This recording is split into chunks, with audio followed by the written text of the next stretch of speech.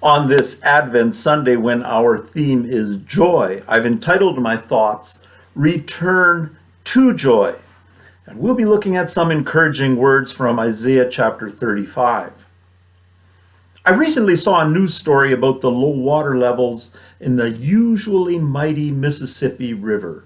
Sustained droughts have resulted in a lack of water in the river system, which begins in Minnesota and empties into the Gulf of Mexico more than 2,000 miles away.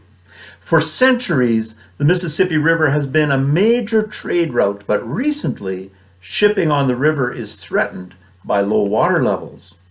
The longing for a return to higher water levels on the Mississippi reminds me of our theme of joy on this Advent Sunday, particularly when we face tough times, like the death of Caleb. We are reminded that joy runs deeper than happiness. I think of happiness as lying close to the surface of my life so that it's linked to my daily experiences. I'm happy when the sun shines and grumpy when it's cloudy. Happiness is something like the desert arroyos, which often are completely dry but become brief, raging torrents when it rains. Happiness can come and go as quickly as a cloud covering the sun. Joy, on the other hand, is more durable, but it's also much harder to recover. Like the Mississippi, which is a natural highway on which commerce depends, we depend on joy to undergird our lives and to carry us in dark times. But what do we do when the level of our life-sustaining joy drops, like water levels in the Mississippi? We have to find a way to return to joy. It's fitting to celebrate the program we have enjoyed on this Sunday of Advent, where we have the theme of joy. Christmas programs like these never fail to lift our sense of inner joy. But our river of joy often requires more than a momentary boost, just like the Mississippi River requires more than a quick rain shower to return to higher levels. Isaiah 35 is a beautiful, joyous passage. What I particularly find inspiring about Isaiah 35 is that it links joy with the idea of returning. This is what it says.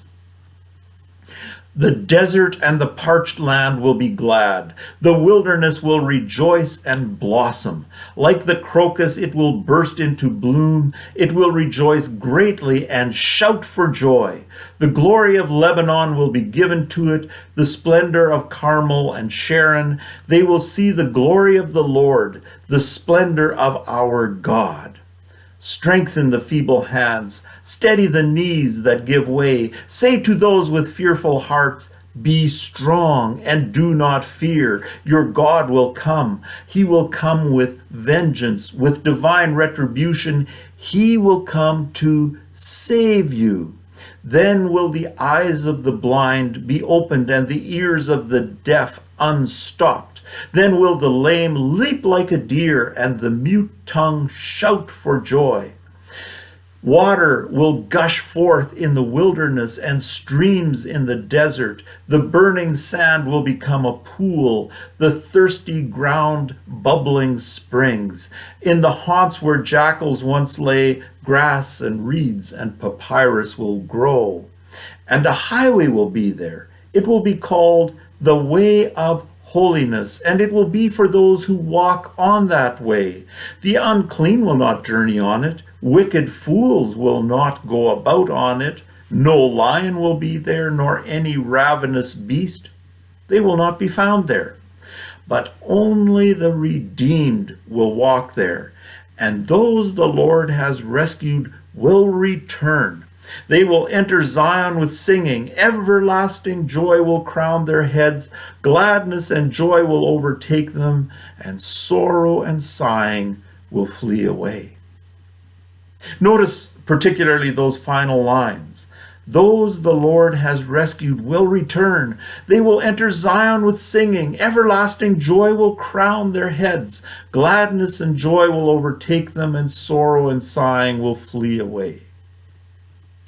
Isaiah's promise of a return to joy are truly life-giving words.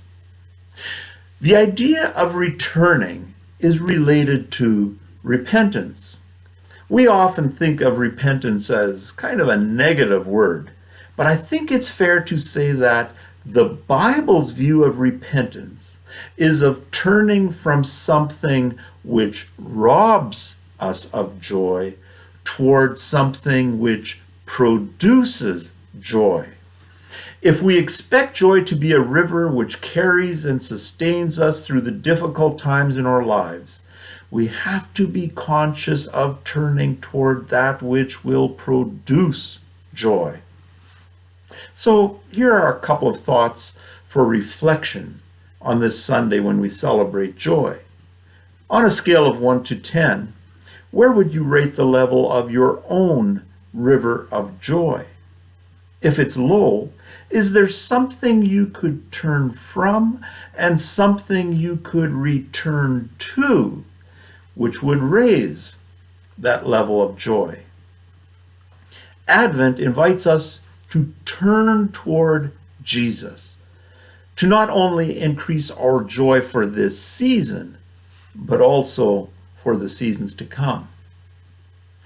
May the gift of joy we celebrate at Christmas be the river of joy which sustains us, even in the dark days of our lives.